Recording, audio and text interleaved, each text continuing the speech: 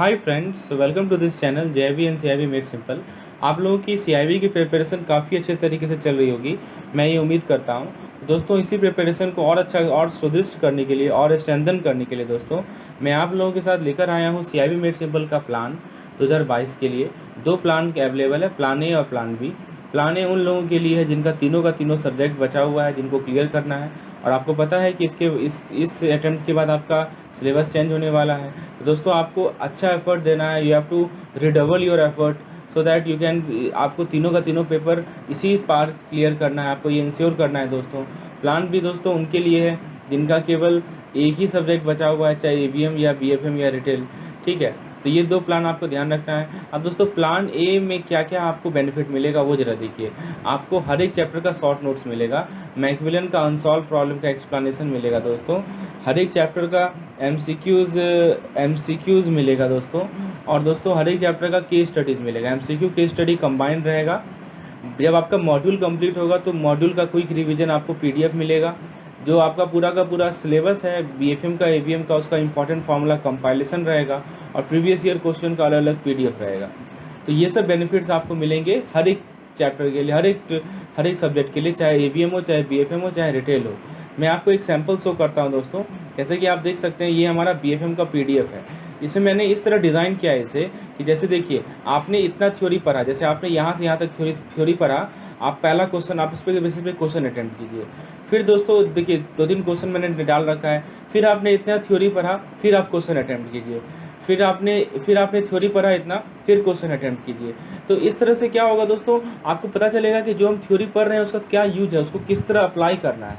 ठीक है, बहुत सारे लोग क्या, एक हमारा सेपरेट पीडीएफ और सेपरेट थ्योरी पीडीएफ और सेपरेट एमसीक्यू पीडीएफ का भी है।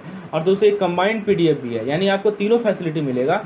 आप सेपरेटली थ्योरी पढ़ना चाहते हैं तो उसका अलग पीडीएफ है, आप सेपरेटली एमसीक्यू करना चाहते हैं तो उसका अलग पीडीएफ है। आप यदि कंबाइंड करना चाहते हैं, कंबाइंड ज़्यादा इफेक्टिव है, क्योंकि आपने समझिए इतना थ्योरी पढ़ा, आपने पढ़ा कि फॉरेन करेंसी है, उसका डेफिनेशन पढ़ा कि जितना भी क्लेम्स पेबल अब्रोड होता है उसे हम लोग फॉरेन करेंसी कहते हैं। चलिए, तो आपने इतना पढ़ा दोस्तों, तो अब आप इसके बेसिस पे, इसमें क्या क्या इंक्लूडेड है वो पढ़ा। अब आप इसके बेसिस पे क्वेश्चन देख लीजिए कि as per FEMA 1999 foreign exchange payment, foreign exchange means foreign currency and includes A B and C. तो दोस्तों, इस तरह से क्या होगा कि आपको पता चलेगा कि ये जो क्वेश्चन है, ये जो कंसेप्ट है जो बुक में दे रखा है, उसको किस रूप में क्वेश्चन फ्रेम किया जाता है। ठीक है, तो ये तरीका मैंने पूरे के पूरे पीडीएफ में अप्लाई किया है। ये 45 पेज का पीडीएफ है दोस्तों। ठीक है, तो दोस्तों इसमें क्या है, जैसे इसने आपने थ्योरी पढ़ा, फिर पीडीएफ देखा, फिर आपने क्वेश्चन किया, जैसे डायरेक्ट इनडायरेक्ट रेट का थ्योरी पढ़ा आपने, फिर आपने क्वेश्चन किया। तो इसी तरह से मैंने पूरा का पूरा पीडीएफ फ्रेम किया है। तो आपको क्या होगा, कंसेप्ट एकदम क्रिस्टल क्लियर होगा। एक आप एवीएम का एग्जांपल देखिए, जैसे ये डिमांड एंड सप्लाई का यूनिट है। तो आपने इतना थ्योरी पढ़ा दोस्तों, आपने प्लॉट करना सीखा, कैसे प्लॉट करते हैं, लॉ ऑफ डिमांड पढ़ा, डिमांड स्केड्यूल पढ़ा। ठीक है, तो उसके बाद दोस्तों आपको क्या करना, आपने क्वेश्चन अटेम्प्ट किया। देखिए यहाँ पे क्वेश्चन दे रखा है। ठीक है, कुछ क्वेश्चन मैंने डाल रखा है। फिर उसके बाद दोस्तों आपने फिर से थ्योरी पढ़ा। देखिए फिर से थ्योरी दिया है ना, quantity demand tend to fall at price rise for two reason subsequent. फिर आपने क्वेश्चन अटेम्प्ट किया। तो इस तरह से पीडीएफ मैंने फ्रेम किया है, ताकि आप थ्योरी पढ़ेंगे, फिर क्वेश्चन अटेम्प्ट करेंगे, फिर थ्योरी पढ़ेंगे, फिर क्वेश्चन अटेम्प्ट करेंगे। ठीक है, तो ये हमारा थ्योरी का डिज़ाइन, पीडीएफ का डिज़ाइन है। तो दोस्तों, आपको प्लान मैं बता ही दिया हूँ। प्लान ए का कॉस्ट है ₹650, यानी तीनों का तीनों पीडीएफ आपको मिलेगा। और प्लान बी का कॉस्ट है ₹250। इसमें आपको केवल एक आप ऑप्ट कर सकते हैं, एवीएम बीएफएम रिटेल। यदि आपको ये प्लान परचेज करना है तो ये आपके सामने नंबर है 8292857381। इस पर आप मुझे व्हाट्सएप करें तो मैं आपको डिटेल इन्फॉर्मेशन प्रोवाइड करूँगा इस पार्टिकुलर पीडीएफ से रिलेटेड।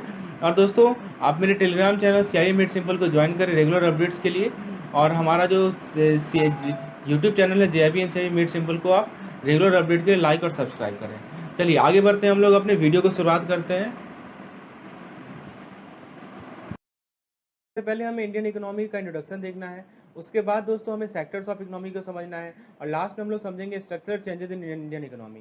फ्रेंड्स, यदि आप लोगों ने इससे पहले का वीडियो लेसन नहीं देखा है, यानी कि यूनिट 5, यूनिट 4, यूनिट 3, यूनिट 2 का, तो यहाँ पे आपको टॉप राइट कॉर्नर में एक लिंक मिलेगा, उस पर क्लिक कीजिए। और दोस्तों, मैं आपको रियल टाइम बेसिस पे जिस तरह मैं आपको इस लेसन में पढ़ा रहा हूँ, वैसे ही मैं पिछले लेसन में ही पढ़ाया हूँ। तो दोस्तों उसे जरूर जाकर देखिए, आपको एमसीक्यूज़ के भी लेसन मिल जाएंगे और कंसेप्ट भी क्लियर हो जाएगा। पहले कंसेप्ट क्लियर कीजिए, फिर एमसीक्यूज़ को सॉल्व कीजिए। पहले एमसीक्यूज़ खुद से ट्राई कीजिए और फिर मेरे मेथड्स को देखिए।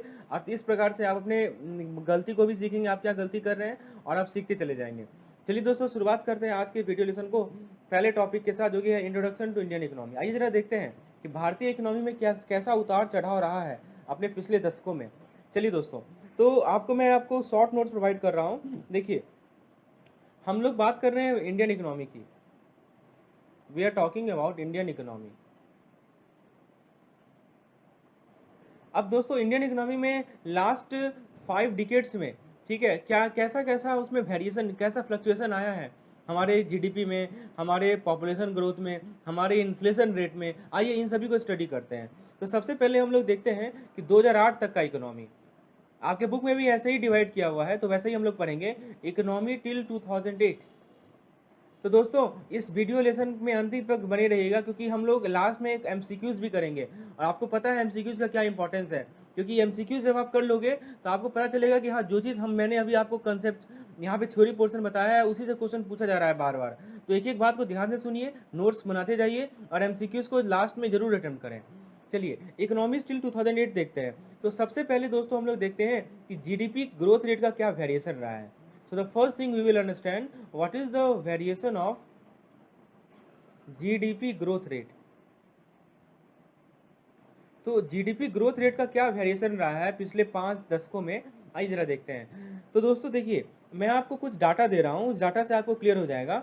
आप देखो, ऐसा है कि यदि हम बात करें 1900 से 1950s का, ठीक है, ये 20th सेंचुरी का हम लोग बात कर रहे हैं, तो जो जीडीपी ग्रोथ रेट था वो काफ़ी कम था। कितना था? 0.9%। ठीक है, क्योंकि इसमें क्या था, इस वक्त हमारा जीडीपी जो था इंडिया का वो स्टैग्नेंट था। ठीक है, एकदम रुका हुआ था जीडीपी, ग्रॉस डोमेस्टिक प्रोडक्ट। हम लोग इसके बारे में डिस्कस करेंगे अगले चैप्टर में। ये होता क्या है basically, the value of all goods and services produces domestically with in a country, उसे हम लोग जीडीपी कहते हैं। ठीक है, तो दोस्तों ये स्टैग्नेंट जीडीपी रेट था 0.9%, काफ़ी कम। उसके बाद दोस्तों, यदि आप कंपेयर करो 1950 से लेकर 1980 तक, ठीक है, 1950 से लेकर 1980 तक, तो आप क्या देखोगे कि जो हमारा ग्रोथ रेट है वो 3.5% है। ठीक है, और दोस्तों जो एवरेज ग्रोथ रेट है वो 6% है। तो यहाँ पे हम लोग जीडीपी ग्रोथ रेट का बात कर रहे हैं, वो है 6%। ठीक है दोस्तों, तो ये ग्रोथ आपको दिख रहा है, ये 0.9 से 6% आया। तो आप ये देख सकते हो कि यहाँ पे इम्प्रूवमेंट हुआ है दोस्तों, हमारे जीडीपी में इम्प्रूवमेंट हुआ है 1950 से 1980 के बीच में। ठीक है, यदि आप फर्दर आगे बढ़ो, आप 2000 से 2007 में आ जाओ। ठीक है, ये नया मिलेनियम का मैं बात कर रहा हूँ। 2000 से 2007 में आ जाओ, 21वीं शताब्दी की मैं बात कर रहा हूँ। तो ग्रोथ रेट एक्सेलरेट हुआ है। कितना हो गया है दोस्तों? ग्रोथ रेट 7.2%, 7.2% हो गया है। तो यहाँ पे आप देख सकते हो कि ग्रोथ रेट हमारा क्या हुआ है, एक्सेलरेट हुआ है इस दौरान 2000 से लेकर 2007 तक। ठीक है, एक सिग्निफिकेंट एक्सेलरेशन आप देख सकते हो यहाँ पे। ठीक है, और यदि आप बात करो कि 2005 से 2006 तक, या आप ऐसे आप उसके आगे बात करो कि हाँ दोस्तों, यदि आप उसके आगे देखोगे 2008 के आसपास, ठीक है, अबाउट 2008, ठीक है, तो उसमें आप देखोगे कि ये जो हमारा ग्रोथ रेट है वो बढ़कर हो चुका है 9.2%। ठीक है, 7.2 9.2। ठीक है, 2000 से 2007 और 2005 से, ये बेसिकली 2005 से 2006 के बीच का डाटा है, 2008 नहीं है दोस्तों, ये हमारा डाटा है 2005 से 2006 का 9.2%। ठीक है, तो आप देख सकते हो कि जैसे जैसे जैसे नज़दीक आ रहे हैं, हमारा ईयर बढ़ रहा है, तो वैसे वैसे हमारा क्या हो रहा है, जीडीपी ग्रोथ रेट भी क्या हो रहा है दोस्तों, बढ़ रहा है। ठीक है, ये चीज़ आप यहाँ से नोटिस कर सकते हो। तो हमारा जो पहले 20th सेंचुरी में जीडीपी रेट कम था, फिर जैसे 21st सेंचुरी की तरफ हम आते गए, हमारा जीडीपी रेट क्या होता गया, बढ़ता चला गया। ऐसा क्यों हो रहा है? क्योंकि जो ग्रॉस डोमेस्टिक इन्वेस्टमेंट रेट है वो बढ़ गया है। ठीक है, चलिए, तो ये चीज़ तो आपको क्लियर हुआ। अब हम लोग जरा इन्फ्लेशन रेट की बात करते हैं, ये पहला पॉइंट था। Let us talk about inflation rate now. So now we will see, we are talking about Indian economy till 2008, हम लोग 2008 तक की बात कर रहे हैं। ठीक है, तो दोस्तों अब हम लोग बात करेंगे इन्फ्लेशन रेट की, we will talk about inflation rate. So let us give heading variation of inflation rate. अब दोस्तों, इन्फ्लेशन होता क्या है, इन्फ्लेशन रेट क्या होता है, ये सभी चीज़ का डिस्कशन हम लोग ऑलरेडी कर चुके हैं अपने पिछले लेसन में। यदि आप नहीं जानते उसके बारे में तो जरूर देखिए उसको। इन्फ्लेशन के डेफिनेशन को मैंने बताया था कि राइज, दो चीज़ बताया था दोस्तों, प्राइस में राइज होना, ठीक है, ये हमारा इन्फ्लेशन कहलाता है। उसके कौन कौन से रेट्स कैसे मेजर करते हैं, WPI क्या होता है, CPI क्या होता है, सभी चीज़ डिटेल में मैंने डिस्कशन किए हैं अपने पिछले लेसन में। अब आइए दोस्तों, जरा देखते हैं कि 2008 तक इन्फ्लेशन रेट में कैसा वेरिएशन रहा है। ठीक है दोस्तों। तो WPI हम लोग इन्फ्लेशन रेट को मेजर करते हैं WPI के टर्म में, होलसेल प्राइस इंडेक्स के टर्म में, एवरेज बेसिस पे। तो देखिए दोस्तों 1950 में जो इन्फ्लेशन का रेट था वो था हमारा 1.7%। ठीक है, 1950 में कितना था इन्फ्लेशन का रेट? 1.7% था। ठीक है, और दोस्तों यदि हम 1960s की बात करें, 1960 की बात करें तो इन्फ्लेशन रेट बढ़ के हो गया 6.4%। आप देख सकते हो कि पहले था वो 1.7%, अब वो बढ़कर हो गया बढ़कर कितना हो गया 6.4%। तो यहाँ पे आप देख सकते हो कि स्टडी एक्सेलरेशन है। सो दिस इज व्हाट?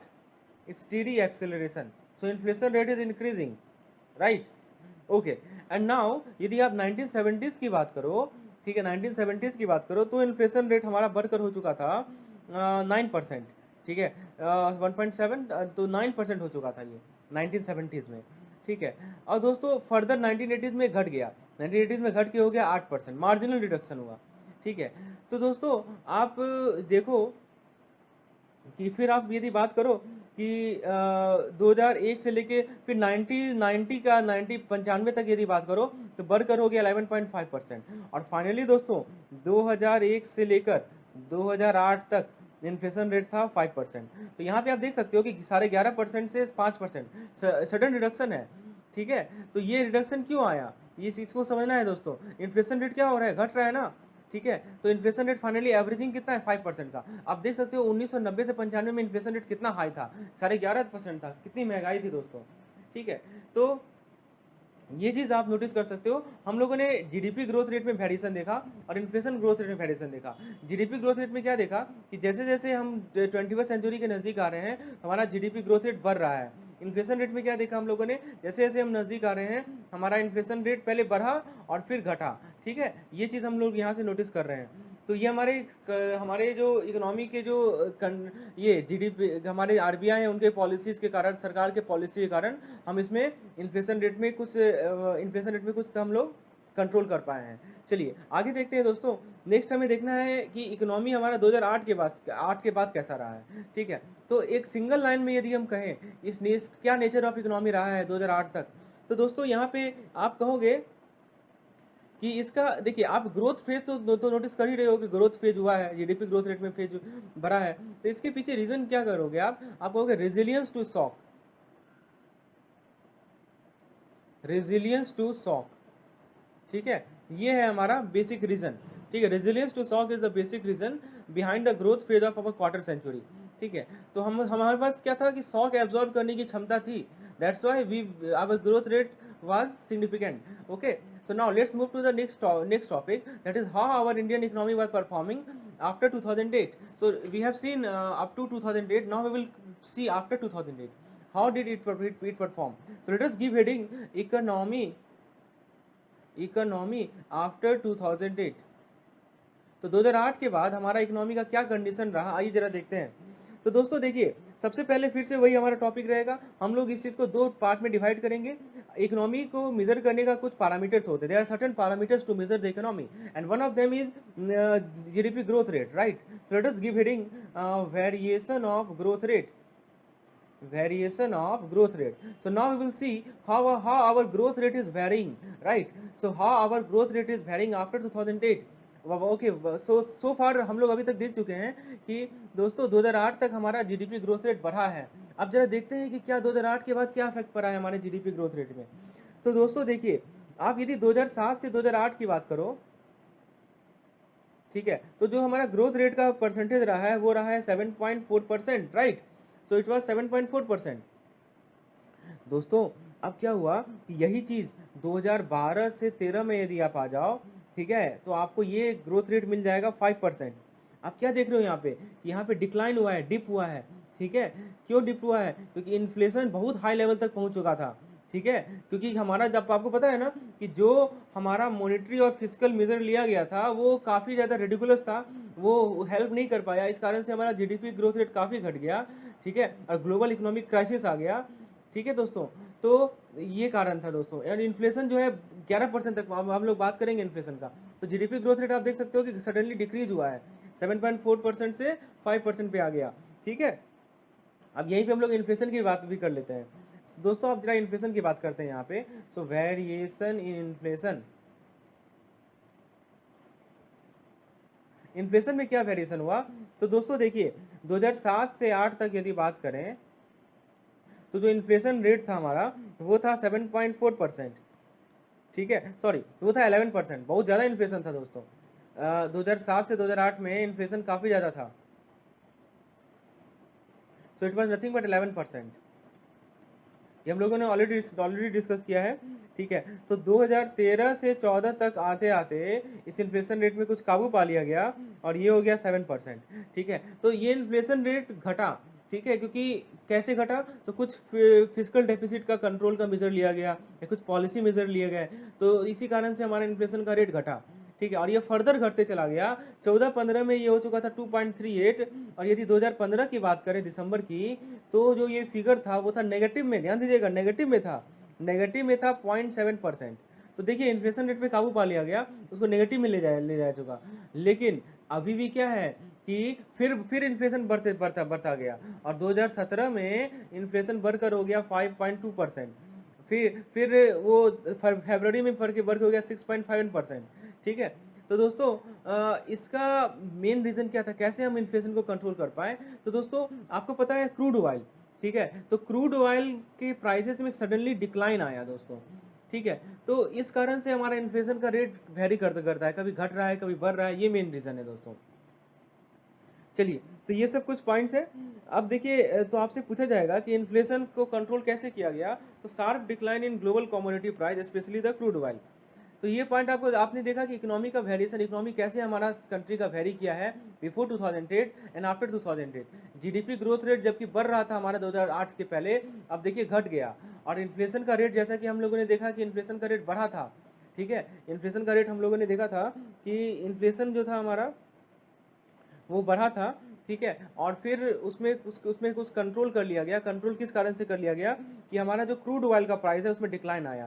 तो आप एक बात इस पॉइंट को नोट कर लो कि इस पॉइंट को नोट कर लो क्या, कि inflation control in India,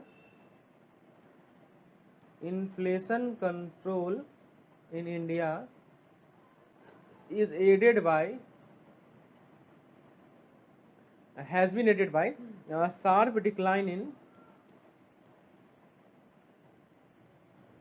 sharp decline in global commodity price, global commodity prices। ठीक है दोस्तों, तो global specially crude oil, specially क्या है दोस्तों, क्रूड ऑयल। तो हमारा जो इन्फ्लेशन कंट्रोल हुआ भारत में, उसके पीछे क्या रीजन था, उसके पीछे रीजन था sharp decline in crude oil prices. ठीक है, तो इस कारण से हम लोग इन्फ्लेशन को कंट्रोल कर पाए हैं। ठीक है, फिर भी अभी देखो तो 5-6% तो अभी भी है। चलिए आगे देखते हैं दोस्तों, हम लोग यहाँ से कंक्लूजन क्या निकलता है, तो कंक्लूजन ये निकलता है अभी के समय में बात करें, let us talk about present situation, right. तो let us talk about present situation. So present situation यदि बात करें तो इंडियन इकोनॉमी जो है 7th लार्जेस्ट है वर्ल्ड में। Indian economy is 7th largest in world. तो ये 7वां लार्जेस्ट है हमारे पूरे देश में। ठीक है, Indian economy is 7th largest in world, पहला पॉइंट। दूसरा पॉइंट दोस्तों कि यदि आप परचेजिंग पावर पैरिटी की बात करो, if you talk about purchasing power parity, if you talk about this purchasing power parity, ठीक है, तो ये 3rd लार्जेस्ट है हमारे वर्ल्ड में। So in terms of purchasing power parity Indian economy is 3rd largest in world. तो ये 2 point आप ध्यान रखेंगे कि पैसे तो है 7th लार्जेस्ट, लेकिन परचेजिंग पावर पैरिटी में वो क्या है दोस्तों, 3rd लार्जेस्ट है। चलिए, तो ये इसके बाद दोस्तों हम लोग अब नेक्स्ट टॉपिक पे बढ़ते हैं। पहला टॉपिक हम लोगों ने इंट्रोडक्शन देख लिया कि हम हमारा इंडियन इकोनॉमी में कैसा वेरिएशन रहा है, जीडीपी ग्रोथ का, इन्फ्लेशन का, और अभी का सिचुएशन क्या है। तो now let us move to the, देखिए दोस्तों ये सभी से आप लोग एमसीक्यूज बनेंगे दोस्तों, इसीलिए ध्यान से पढ़िएगा, ध्यान से सुनिएगा एक एक बातों को, क्योंकि एमसीक्यूज यहीं से बनते हैं। अब let us talk about the next topic which is various sectors of Indian economy. तो next topic is various sector of economy.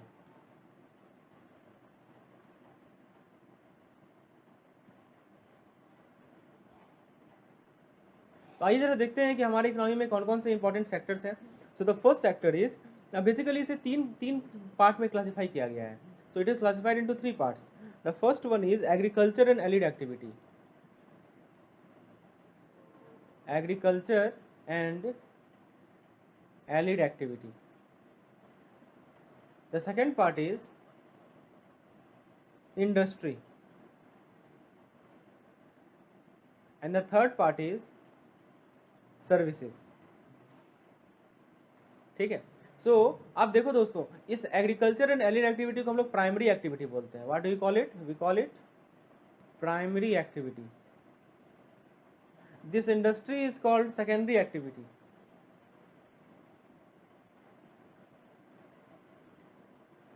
and this services is called tertiary activity.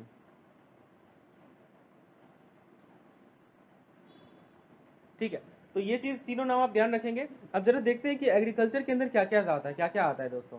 तो एग्रीकल्चर के अंदर जो हमारा प्राइमरी एक्टिविटीज है उसके अंदर क्या क्या चीज इंक्लूडेड है, तो आइए जरा देखते हैं। एग्रीकल्चर इंक्लूड्स, तो देखिए दोस्तों, इसके अंदर आएगा आपका इंक्लूड्स, इसके अंदर आएगा आपका agriculture proper and live stock,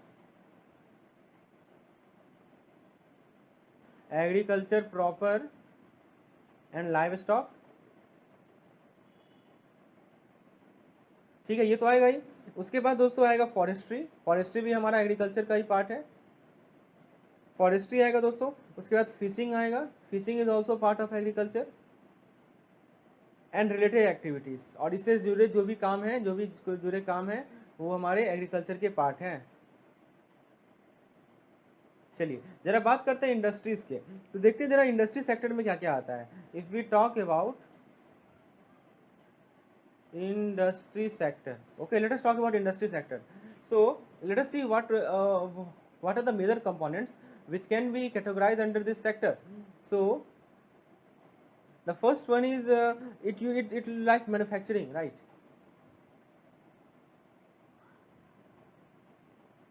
So it's manufacturing, okay. So the second thing is electricity. So electricity is also part of industry sector. The third one is gas. The fourth one is water supply. And then we have construction. Right?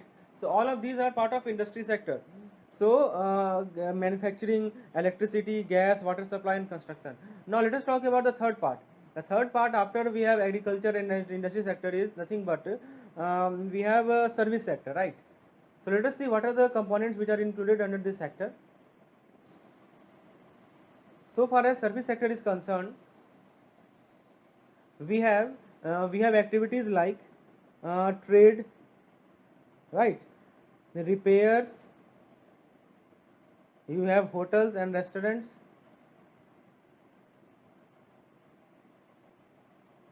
Right.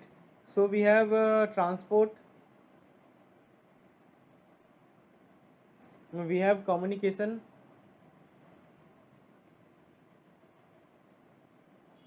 We have real estate. Okay. So we have community. So all these etc., all these activities are included under service sector. So I think now you can clearly understand what is the major difference between our primary sector, that is agriculture, our secondary sector, that is industry, and our tertiary sector, that is service sector. Okay. So now let us हम लोग क्या करेंगे, एक एक करके deeply understand करते हैं। पहले एग्रीकल्चर से शुरुआत करते हैं, ठीक है। इसके बारे में डिटेल में डिस्कशन हमें करना है। So let's start with agriculture. So हम लोग हेडिंग देते हैं एग्रीकल्चर।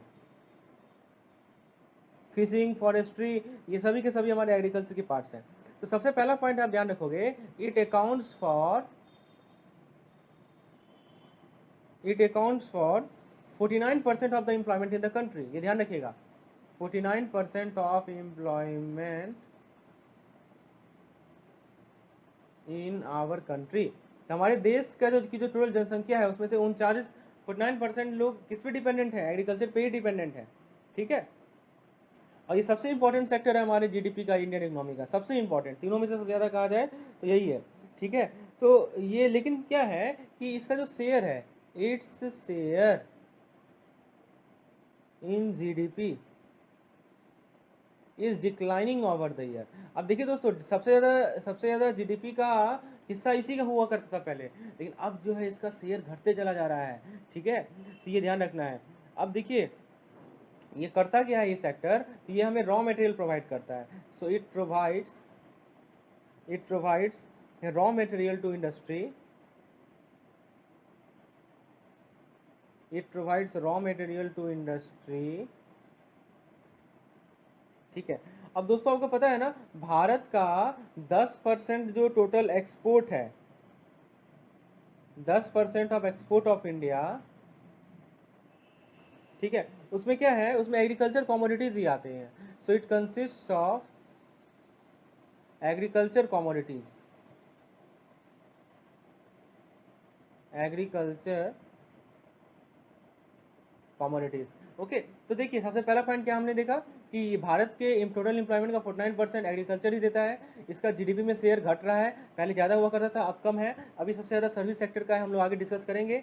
और दोस्तों ये किसका क्या करता क्या है कि ये इंडस्ट्रीज़ के लिए रॉ मटेरियल प्रोवाइड करता है। और दोस्तों भारत में जितने भी एक्सपोर्ट होते हैं उसमें से 10% एक्सपोर्ट जो होते हैं वो एग्रीकल्चर कमोडिटी के ही एक्सपोर्ट होते हैं। ये सब पॉइंट आपको ध्यान रखनी है। अब दोस्तों जरा बात करें कि आखिर एग्रीकल्चर में कौन सा ऐसा रिवॉल्यूशन था जिसके कारण थोड़ा इसमें इंप्रूवमेंट हुआ, जिसके कारण इंप्रूवमेंट हुआ, तो वो रिवॉल्यूशन का नाम है दोस्तों ग्रीन रिवॉल्यूशन। क्या है दोस्तों? Green revolution. इसमें क्या हुआ दोस्तों, इसमें देखिए ये पॉइंट पूछा जाएगा क्वेश्चन आपसे, इसलिए ध्यान से सुनिए। इसके अंदर क्या हुआ कि हम लोग एडिशनल एरिया लाए एग्रीकल्चर के अंदर। तो देखिए क्या क्या मेजर लिया गया वो जरा देखिए। एडिशनल एरिया अंडर कल्टीवेशन, पहला पॉइंट। ठीक है, एडिशनल एरिया लिया गया कल्टीवेशन के अंदर। दूसरा पॉइंट क्या है दोस्तों, इरिगेशन फैसिलिटी, इरिगेशन फैसिलिटी को इम्प्रूव किया गया, इम्प्रूव। ठीक है, तीसरा पॉइंट क्या है इरिगेशन फैसिलिटी को इम्प्रूवमेंट के अलावा कि high yield variety, HYV, high yield variety of seeds was very used for cultivation, right. High yield varieties of seeds very used. उसके बाद दोस्तों बेटर टेक्निक, एग्रीकल्चर रिसर्च को प्रमोट किया गया, एग्रीकल्चर रिसर्च प्रमोटेड। और इस कारण से क्या आया, बेटर टेक्निक आया, टेक्निक वाज इम्प्रूव्ड,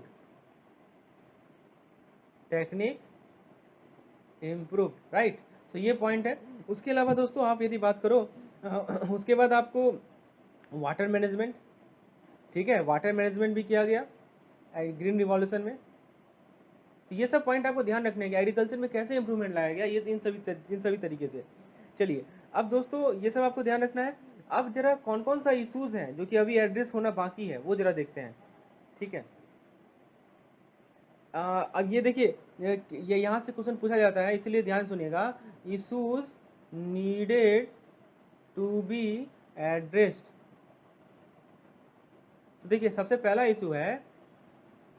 पहला इशू है कि हीवी डिपेंडेंसी ऑन मानसून। हम लोग क्या है कि हमारे जो किसान हैं वो सबसे ज़्यादा डिपेंडेंट है किस पे, मानसून पे। ठीक है, ये इशू को एड्रेस करना है हमें।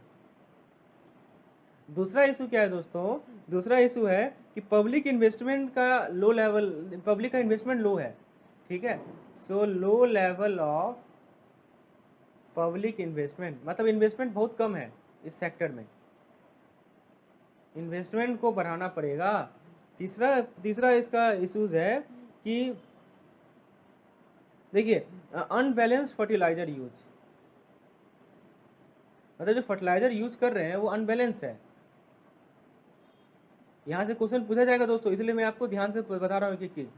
ठीक है, अनबैलेंस आपसे पूछ लेगा कि इनमें से कौन सा इशू एड्रेस नहीं करना है, 4 ऑप्शन दे देगा, आपको पता तो होना चाहिए कि कौन सा इशू हमें एड्रेस करना है। तो अब देखिए अनबैलेंस फर्टिलाइजर यूज कैसे होता है। अब मान लीजिए कि जो हमारा new high yield variety wheat and rice है, आपके पास HYV high yield variety wheat and rice है। ठीक है, उसका जो यील्ड पोटेंशियल होता है उसको आपने एग्जॉस्ट कर दिया, तो आप कैसे यूज करोगे दोबारा, तो ये इशूज है, बहुत बड़ा इशू है ये। फिर आप उसके बाद यदि बात करो तो आप ये कह सकते हो इनएडिक्वेट इंसेंटिव सिस्टम, इनएडिक्वेट इंसेंटिव सिस्टम। तो जो इंसेंटिव सिस्टम है वो क्या है हमारा, इनएडिक्वेट है, ये भी एक कारण हो सकता है। उसके बाद दोस्तों लास्ट कारण है high number of farmer suicide, farmer का सुसाइड का डेली न्यूज आता है दोस्तों, so this is also a important reason, high reason of farmer suicide. ठीक है, तो ये इंडिकेट करता है कि हमारे एग्रीकल्चर सेक्टर में कितना स्ट्रेस है। This shows how much stress is there in our this agriculture sector. So these are the some important issues which are needed to be addressed. The first one is we need to see, we see that our farmers are heavily dependent on monsoon, right? So this is a major factor. The second thing is that the public investment in this sector is quite low. Okay, this issue is also to be addressed. The third thing is that we have unbalanced fertilizer use. So as we see that the yield potential of HYB seeds considerably reduced. And the fourth point is inadequate incentive system. The incentive system is not inadequate, right? And the fifth point is high number of farmer suicide. So all these points indicates the stress which is present in our this sector. Okay, अब हम लोग move करते हैं अपने next topic पे, जो कि based है क्या क्या स्टेप लिया जाए। ठीक है, what are the step, what are the remedy. Okay, so we have seen the issue, so what are the remedy to in order to address this issue. The first thing is we have to double the rate of growth of irrigated land. So double the rate of growth of irrigated land. So we need to double the rate of growth of irrigated land. The second point is we need to improve water management.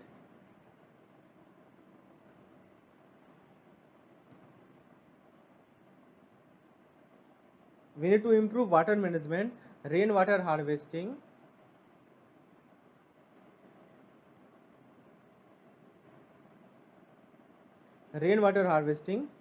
right? We need to improve all these things. The third is we need to reclaim the degraded land.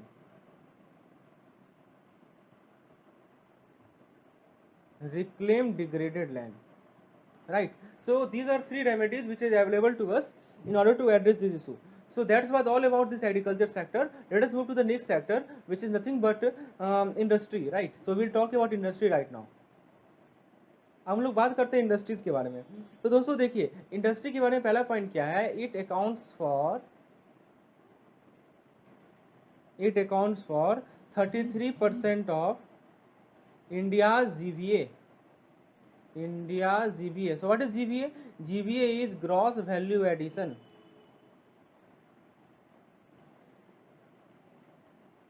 So India का जो GVA है उसका 33% जो है वो industry sector के पास है। उसके बाद है दोस्तों, ये इस सेक्टर में 22% टोटल वर्कफोर्स का एम्प्लॉय है। So it employees 22% of total workforce.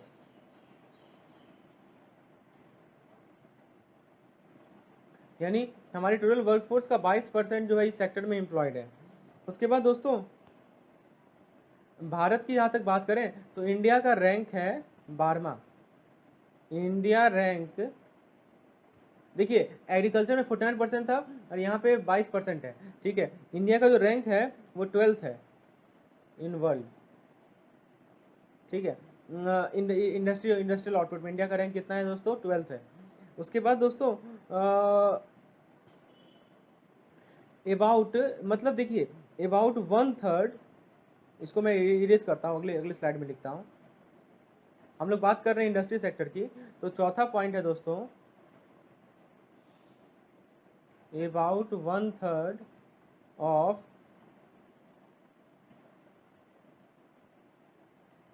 The industrial labour force, about 1/3 of industrial labor force, okay, is engaged in simple household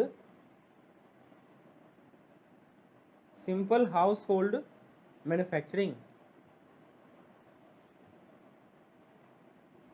मतलब मान लीजिए कि पूरा 100 आदमी है तो 100 का 1/3 हिस्सा जो है वर्कफोर्स वो हाउस होल्ड मैन्युफैक्चरिंग में इन्वॉल्व है।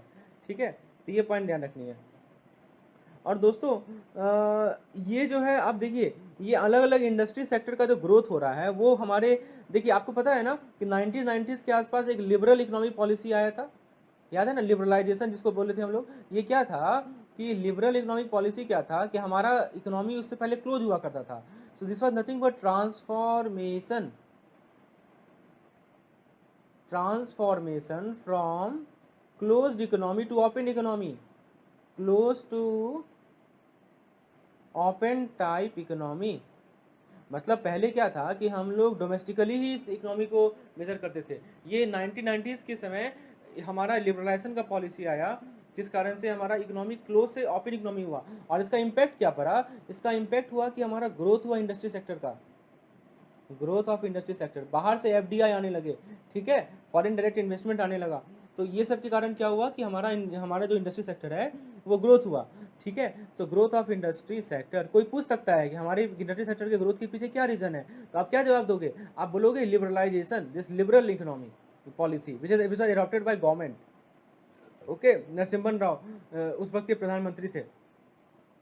तो लिबरल इकोनॉमी, और हमारे मनमोहन सिंह जो है वो उस वक्त के फाइनेंस मिनिस्टर थे।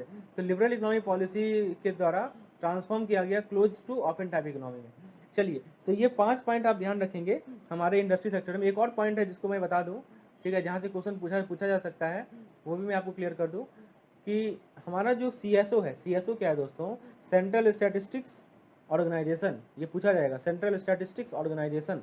इसने इंडस्ट्री सेक्टर को क्लासिफाई किया है। सो इट क्लासिफाइड, वेट,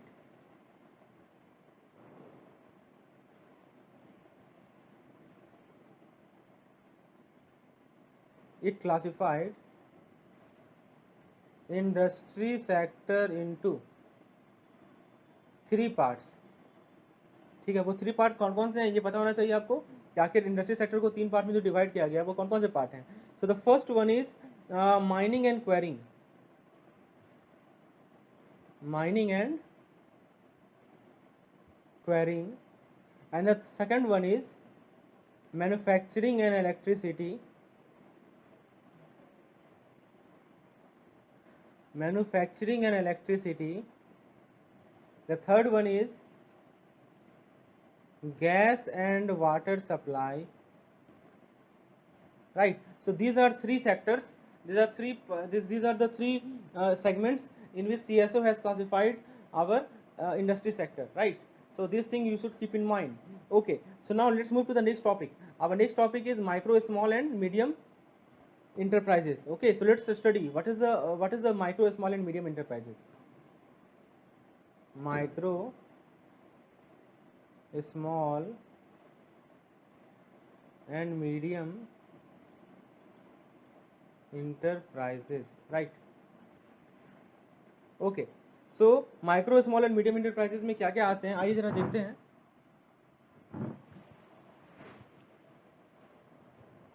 तो सबसे पहले दोस्तों, सबसे पहला पॉइंट आपको ध्यान रखना है, the first point you have to keep in mind is that share of MSME, share of MSME in GDP of country, ठीक है। तो हमारा जो भारत का जो GDP है उसमें MSME का कितना शेयर है, तो देखिए मैं बताता हूँ। देखिए 2006 से 2007 में ये शेयर था 35.13%, कितना था? 35.13%। और दोस्तों यदि आप बात करें कि 2012 से 13 में ये बढ़कर हो गया हमारा 37.5%। तो आप देख सकते हो कि हमारा जो शेयर है वो क्या हुआ है, बढ़ा है, ठीक है। 35.13 से कितना हो गया, 37.5%। So it has increased, right, share has been increased MSME, micro, small and medium enterprises. उसके बाद अब जरा देखते हैं कि इसके अंदर क्या क्या मेजर पॉलिसीज लिए गए। So what are the major policies which are taken under this MSME sector in our Indian economy. आखिर क्यों बढ़ा, इसके पीछे क्या रीजन था? कुछ पॉलिसीज लिए गए थे, कुछ पॉलिसीज मेजर थे। So let's see. So the major policy, major policies regarding to credit delivery, credit delivery से रिगार्डिंग कौन कौन से इंपॉर्टेंट पॉलिसीज थे, आइए जरा देखते हैं। तो दोस्तों देखिए, सबसे पहला था inclusion of MSME in priority sector, यानी प्रायोरिटी सेक्टर को, MSME को प्रायोरिटी सेक्टर के अंदर इंक्लूड होना, ठीक है। आपको पता है ना, MSME is a part of our priority sector. कि सबसे बड़ा ये डिसीजन था, पॉलिसी लिया गया था, इस कारण से इसका जीडीपी जो है बढ़ा है, कंट्रीब्यूशन बढ़ा है हमारी इकोनॉमी में, ठीक है। तो ये ध्यान रखना है। उसके बाद दोस्तों सेकंड पॉइंट क्या था कि collateral should not be taken, collateral should not be taken for loan up to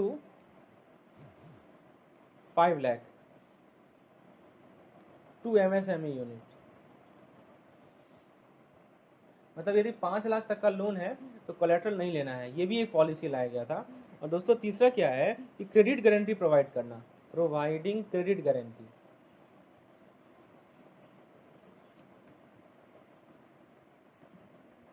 किसे क्रेडिट गारंटी प्रोवाइड करना, ठीक है, क्रेडिट गारंटी फ्री लोन्स। कहाँ से, तो दोस्तों एक क्रेडिट गारंटी ट्रस्ट है, क्या है, क्रेडिट गारंटी ट्रस्ट फंड है, ठीक है। और ये कौन मेंटेन करता है, तो ये फंड को मेंटेन करता है हमारा सिडबी, ठीक है, स्मॉल इंडस्ट्रियल डेवलपमेंट बैंक। तो ये जो है हमारा सिडबी जो है वो क्या प्रोवाइड करता है, क्रेडिट गारंटी ट्रस्ट, इसमें क्रेडिट गारंटी ट्रस्ट फंड है जो कि credit guarantee free loan provide करता है।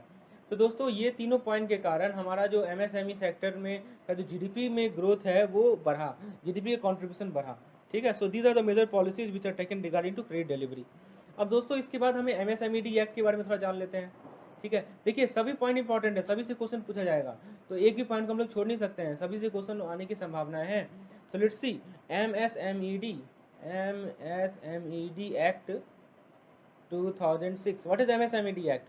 So it is nothing but micro, small and medium enterprises development. So what is full form? Micro, small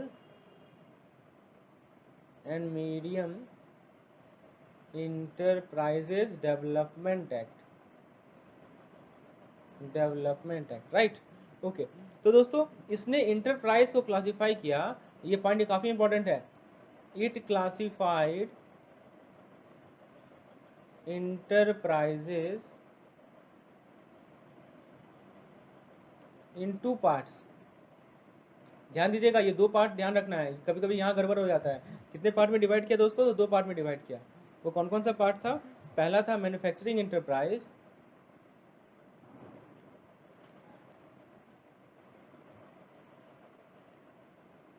पहला था मैन्युफैक्चरिंग इंटरप्राइज, और दोस्तों दूसरा था हमारा सर्विस इंटरप्राइज,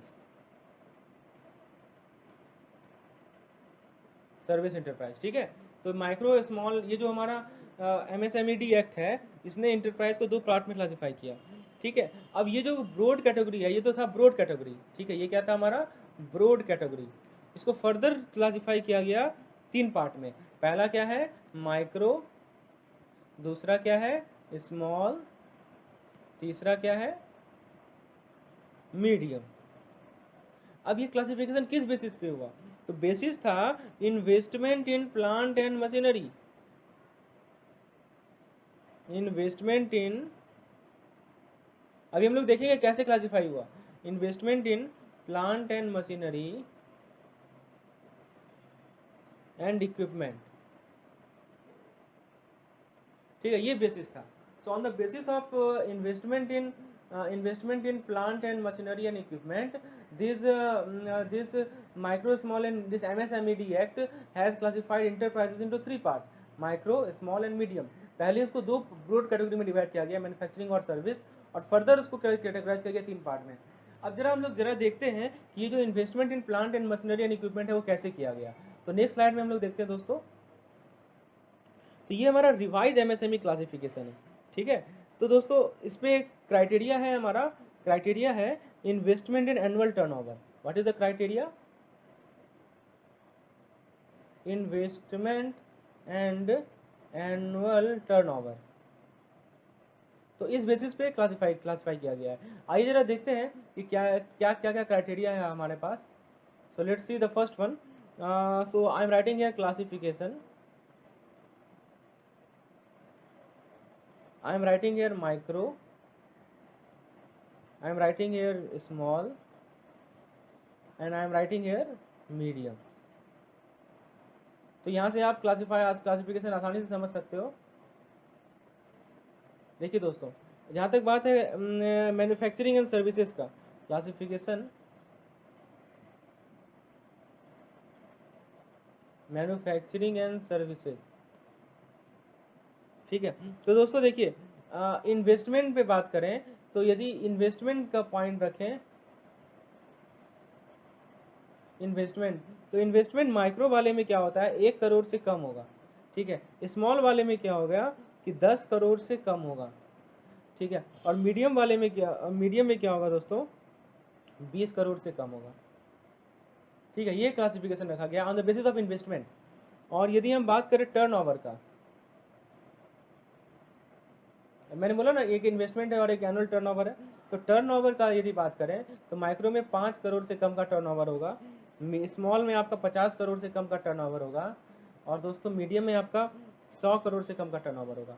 तो इसे आप याद कर लें, क्योंकि यहाँ से क्वेश्चन बन सकता है कि माइक्रो, स्मॉल और मीडियम में इन्वेस्टमेंट के बेसिस पे कैसे क्लासिफिकेशन है, टर्नओवर के बेसिस पे कैसे क्लासिफिकेशन है, इसे आप लोग एक बार नोटिस कर लें। तो ये था हमारा इंडस्ट्री सेक्टर, हम लोग इंडस्ट्री सेक्टर में पूरा अच्छे से देखा और एमएसएमई सेक्टर को भी देखा। अब हम लोग नेक्स्ट टॉपिक पे आते हैं, जो कि हमारा थर्ड सेक्टर था, जो कि था हमारा service sector, services sector. Okay, so now let's see, the first point is it accounts for 52% of India GVA, gross value added, ठीक है, एडिशन। तो देखिए 52% का है, आपने इंडस्ट्री सेक्टर में देखा था ना, इस इंडस्ट्री सेक्टर में कितना था, 33% था, ठीक है, और यहाँ पे 52% है। और ये जो है, ये this sector has gained importance. देखिए समय के साथ क्या होता गया, एग्रीकल्चर सेक्टर डाउन होते गया, इंडस्ट्री सेक्टर डाउन होते गया, लेकिन ये सर्विस सेक्टर का इंपॉर्टेंस बढ़ते चला गया, ठीक है। उसके बाद कुछ सेगमेंट्स है, जैसे आईटी आ गए, आईटीईएस, इन टेक्नोलॉजी इनेबल सर्विसेज बोलते हैं इसे, इंफॉर्मेशन टेक्नोलॉजी इनेबल सर्विसेज। फिर आपका टेलीकॉम आ गया, फिर आपका बैंकिंग आ गया, फिर आपका इंश्योरेंस एंड रियल एस्टेट आ गया, ठीक है, फिर सिविल एविएशन।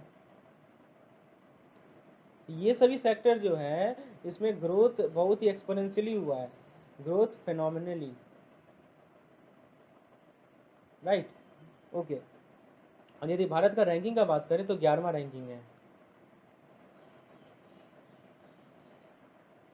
इंडियाज का, भारत का रैंक कितना है, 11th है सर्विस सेक्टर वाले केस में, ठीक है। तो दोस्तों ये था सर्विसेज से रिलेटेड कुछ इंपॉर्टेंट पॉइंट्स।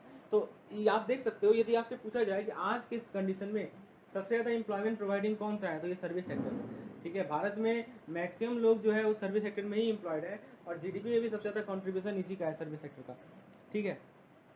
सॉरी, जीडीपी में सबसे ज़्यादा कॉन्ट्रीब्यूशन हमारा सर्विस सेक्टर का है, एम्प्लॉयमेंट नहीं, एम्प्लॉयमेंट तो एग्रीकल्चर का है, ठीक है। तो दोस्तों ये था हमारा ये हम लोग तीनों सेक्टर के बारे में बात कर लिए। अब दोस्तों जरा स्ट्रक्चर चेंज के बारे में बात करें, तो लास्ट टॉपिक है हमारा इस चैप्टर का स्ट्रक्चर चेंज, तो उसको जरा ओवरव्यू हम देते हैं। ओवरव्यू अभी तक जो चीज़ हम लोगों ने देखा है तो वही है, कैसा चेंजेस आया है हमारे इंडियन इकोनॉमी में, स्ट्रक्चरल चेंजेस। तो बताइए, जीडीपी का बात करें तो जीडीपी में क्या हुआ है बताइए, ग्रोथ हुआ है ना, ठीक है, इम्प्रेसिव ग्रोथ हुआ है, ठीक है। तो आप देख सकते हो कि 90s में 5.7 हुआ करता था, ठीक है, 90 में 5.7 हुआ करता था, और आज के समय में 7%, 6% है, ठीक है। तो इस प्रकार से आप कह सकते हो कि हमारा जो इन्फ्लेशन रेट है ग्रोथ हुआ है, ठीक है, सॉरी जीडीपी ग्रोथ रेट हमारा हुआ है। तो दोस्तों उसके बाद 19 सेंचुरीज का आप वो बहुत कम रेट से ग्रोथ हुआ था, लेकिन इधर ग्रोथ ज़्यादा हुआ है, ठीक है दोस्तों। और सर्विस सेक्टर का जो शेयर है वो हमारी नेशनल इनकम में बढ़ा है, ठीक है, और एग्रीकल्चर और इंडस्ट्री सेक्टर का शेयर क्या हुआ है, घटा है। तो ये कुछ पॉइंट्स हैं। अब दोस्तों हम लोग इसके बेसिस पे एमसीक्यूज को डिस्कस करते हैं। चैप्टर में जो इंपॉर्टेंट पॉइंट है वो हम लोगों ने ऑलरेडी डिस्कस कर लिया। So let's see some MCQs which is based on this chapter. आइए दोस्तों शुरुआत करते हैं अपने पहले एमसीक्यूज के साथ। अपने पहले क्वेश्चन को देखते हैं दोस्तों। द एवरेज ग्रोथ रेट,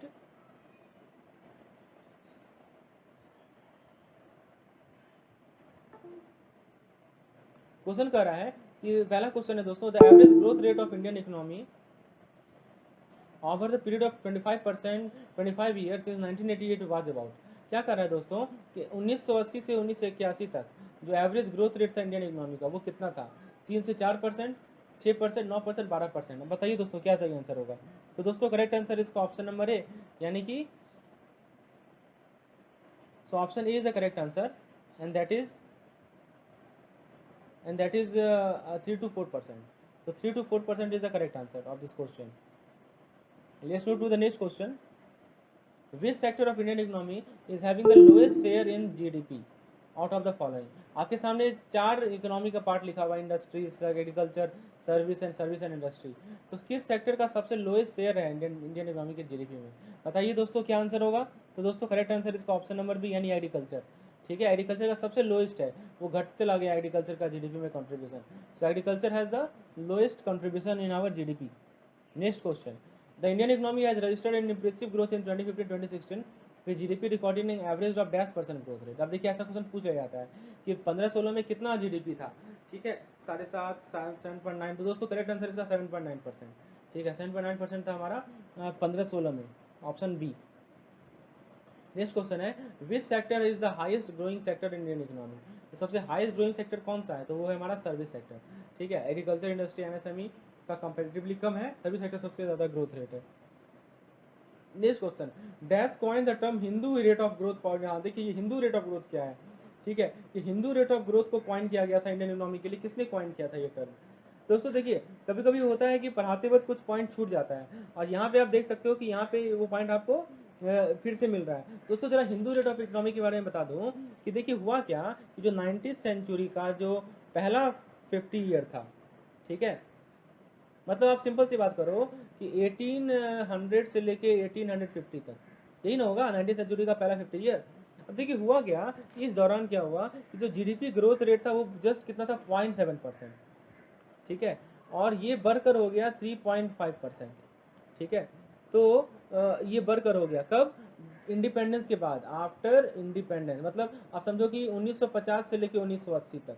देखिए कितना कम था? 0.7 था और बढ़ के हो गया 3.5%। ये 0.7 कब था? 1800, या आप कहो कि 1900 से 1950 तक, और 1950 के बाद ये हो गया 3.5%। ठीक है दोस्तों, तो ये इसी इसे इसे ही कहा गया हिंदू रेट ऑफ ग्रोथ। इसे क्या कहा गया? Hindu rate of growth. ठीक है, और ये टर्म किसने लाया था? लाया था दोस्तों इस टर्म को राज कृष्णा ने, ऑप्शन सी। ठीक है, आगे देखते हैं। Which are the following sector of Indian economy is called primary sector?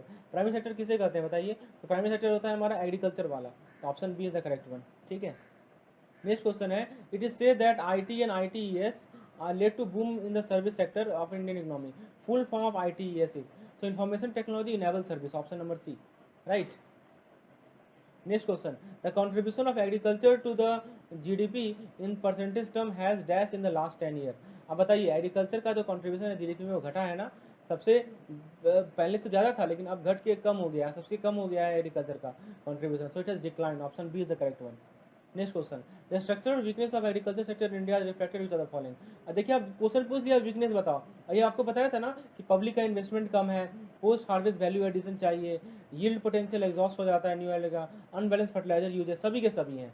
ये सभी के सभी हमारे वीकनेस है एग्रीकल्चर सेक्टर में। और मैंने आपको कुछ रेमेडी भी बताया था, आपको याद होगा कैसे कैसे हम लोग अपने एग्रीकल्चर सेक्टर को रेमेडी कर सकते हैं, तो वो आपने देखा होगा। So the correct answer to this question is nothing but option number D. Okay, next question, in the classification of the sector IT and ITS belongs to, किस सेक्टर में बताता है बताइए? आईटी और आईटीएस किस सेक्टर का part है? Agriculture का है क्या? नहीं है। इंडस्ट्री का है? नहीं है। सर्विस का है? बिल्कुल है। रियल एस्टेट का है? नहीं है। So option C is the correct one. Okay, next question, green GDP means, green GDP का क्या मतलब समझते हैं आप? पहला, कंट्रीब्यूशन ऑफ, कंट्रीब्यूशन का स्पेलिंग गलत है, CONTRI होगा। Contribution of agriculture in the GDP, GDP calculation that takes into account the environmental factor, effect of green revolution on GDP of the country, all of the above. अब बताइए green GDP का क्या मतलब है? कि green revolution का जो effect है जीडीपी पे उसे ही कहते हैं हम लोग। ठीक है, जो ग्रीन रिवॉल्यूशन हुआ था ना, हरित क्रांति, जो कि मैंने आपको बताया था, उसका हमारे जीडीपी पे क्या इफेक्ट पड़ा, वही होता है हमारा green GDP, option number C. Sorry wait, sorry ये गलत है दोस्तों, इसका correct answer option number B है, GDP calculation that takes into account the, हाँ सॉरी, ये नहीं ग्रीन रिवॉल्यूशन नहीं, गलत है। देखिए वैसा जीडीपी कैलकुलेशन जिसमें हम लोग अपने इन्वायरमेंटल फैक्टर को भी कंसीडर करें, उसे हम लोग कहते हैं green GDP. So option B is the correct one. इसे आप लोग करेक्ट कर लेंगे, करेक्ट आंसर है इसका ऑप्शन नंबर बी, वैसा जीडीपी कैलकुलेशन जिसके अंदर हम लोग इन्वायरमेंटल फैक्टर भी लेते हैं। Next question, the service sector has shown tremendous growth in the post reform era due to. अब बताइए सर्विस सेक्टर में ग्रोथ क्यों आया। पहला, synergies provided by manufacturing sector, गलत है। लिबरलाइजेशन ऑफ फाइनेंशियल सेक्टर, ये भी सही है। अब देखिए लिबरलाइजेशन हुआ तो पूरा देश एक ओपन इकोनॉमी के टर्म में काम किया। फिर policy initiative with regard to, हाँ ये भी सही है, आईटी टेक्नोलॉजी में कुछ पॉलिसी इनिशिएटिव लिया गया। सो बी और सी सही है, यानी कि ऑप्शन नंबर बी सही है। ठीक है, चलिए नेक्स्ट क्वेश्चन है, the government of India enacted the MSMED act. कब आया था ये एक्ट, ये पूछा गया है। इन टर्म्स ऑफ इस definition of micro small and medium enterprises, तो ये आया था 2006 में। अभी मैंने बताया ना MSMED act 2006, so option D is the correct one. Next question है, the micro small and medium enterprise development act 2006 provides for creation of the following, department of MSME, ministry of MSME, national board of MSME, all of the above. तो दोस्तों देखिए इस act के अंदर क्या हुआ, एक नेशनल बोर्ड बना, नेशनल बोर्ड बनाया गया, ये चीज़ को नोटिस कर लीजिए, नेशनल बोर्ड बनाया गया एमएसएमई का। ठीक है, और दोस्तों एमएसएमई का बनाया गया और इसका चेयरमैनशिप था किसके पास, तो यूनियन मिनिस्टर फॉर एमएसएमई। इसका चेयरमैन कौन थे, तो एक यूनियन मिनिस्टर थे एमएसएमई के लिए, वही इसके चेयरमैन थे। तो नेशनल बोर्ड बनाया गया था, तो करेक्ट आंसर होगा इसका ऑप्शन नंबर सी। ठीक है, ये ध्यान रखिएगा कि एमएसएमई को एमएसएमई एक्ट के अंतर्गत एक नेशनल बोर्ड बनाया गया था एमएसएमई का, और इसके चेयरमैन थे हमारे union minister of MSME. Option C is the correct one. ये सभी चीज़ आपके बुक में दे रखी है और वही चीज़ मैं आपको हाईलाइट करके पढ़ा रहा हूँ जहाँ से क्वेश्चन पूछे जाते हैं। नेक्स्ट क्वेश्चन 15 है, CSO central statistics organisation classify the industrial sector into क्या, हाउ मेनी सेगमेंट। तो हम लोगों ने देखा है 3 सेगमेंट होता है, तो option B is the correct one. ठीक है, आगे देखते हैं। Next question, CSO classify the industrial sector into following segment. अब वो कौन कौन सा सेगमेंट है, पहला है माइनिंग एंड क्वेरिंग, उसके बाद दोस्तों है मैन्युफैक्चरिंग एंड इलेक्ट्रिसिटी, तीसरा है गैस एंड, तो तीनों के तीनों है, ए टू सी ऑल, ये तीनों के तीनों है, mining and quarrying, manufacturing industry, gas to supply, all of this are correct. Next question, CSO का फुल फॉर्म है सेंट्रल स्टैटिस्टिक्स ऑर्गेनाइजेशन। ठीक है, तो सीएसओ क्या होता है दोस्तों, हमारा सेंट्रल स्टैटिस्टिक्स ऑर्गेनाइजेशन होता है। तो ऑफिस यहाँ से लिखा गया है, गड़बड़ है दोस्तों, यहाँ ऑफिस ना करके आप इसे ऑर्गेनाइजेशन कर लें। ठीक है, this is not an office, this is an organisation. So option B is the correct one, right. Correct answer क्या है इसका, ऑप्शन नंबर बी। आइए आगे देखते हैं, as per provision of MSMED act 2006 the micro enterprise are classified into following 2 category. तो दोस्तों आपको मैंने बताया था ना, ब्रॉड लेवल पे 2 कैटेगरी था, एक था मैन्युफैक्चरिंग और एक था सर्विस, अभी मैंने बताया दोस्तों। तो करेक्ट आंसर क्या होगा इसका, ऑप्शन नंबर बी। ठीक है, ब्रॉड लेवल पे 2 कैटेगरी था, फिर फर्दर उसे 3 कैटेगरी में डिवाइड किया गया था। ठीक है, so option B is the correct one. Next question, as per provision of MSMED act 2006 depending upon the level of investment in plant and machinery enterprise. आप देखिए यहाँ पे जैसे पूछा आपको depending on level of plant and machinery and equipment, तब यहाँ पे 3 पार्ट आ जाएगा, micro small and medium enterprise. Option C is the correct one. ठीक है, ऑप्शन सी करेक्ट होगा। चलिए ये था हमारा 19 क्वेश्चन का सेट, होपफुली आपने ये लेसन एंजॉय किया होगा। तो दोस्तों एक लाइक जरूर कर दीजिए, क्योंकि काफ़ी एफर्ट लगता है इस सभी वीडियो को आपको कंटेंट लाने के लिए, उस पर एमसीक्यूज बनाने के लिए। आपका एक लाइक जो है हम मुझे मोटिवेट करेगा इस तरह की वीडियो आपके लिए बना के लाओ। दोस्तों चैनल को सब्सक्राइब कीजिए, और दोस्तों इस वीडियो को अपने और भी साथियों के साथ जो CIB के एस्पिरेंट हैं उनके साथ शेयर कीजिए, ताकि वो भी हमारे चैनल के साथ जुड़ें और यहाँ से नॉलेज प्राप्त कर सके, ताकि अपना एग्जाम को अच्छे से निकाल पाएँ। दोस्तों टेलीग्राम के ग्रुप के साथ जुड़ जाइए, जिसका लिंक आपको मैं डिस्क्रिप्शन में दे रहा हूँ। यदि आपको नहीं मिलता है तो आप क्या कीजिए, टेलीग्राम पे जाइए और सर्च आइकन में लिखिए CAIIB मेड सिंपल। क्या लिखना है आपको, CAIIB made simple, search box में मेरा चैनल आपको दिख जाएगा, उसमें जुड़ जाइए। वहाँ पे मैं क्विज करवाता हूँ, वहाँ पे मैं आपको जो भी गाइडेंस है वो प्रोवाइड करता हूँ, आप लोग डाउट भी डिस्कशन कर सकते हैं। चलिए आज के लिए इतना ही रहते हैं, नेक्स्ट वीडियो लेसन में हम लोग आपसे दोबारा मिलेंगे। धन्यवाद।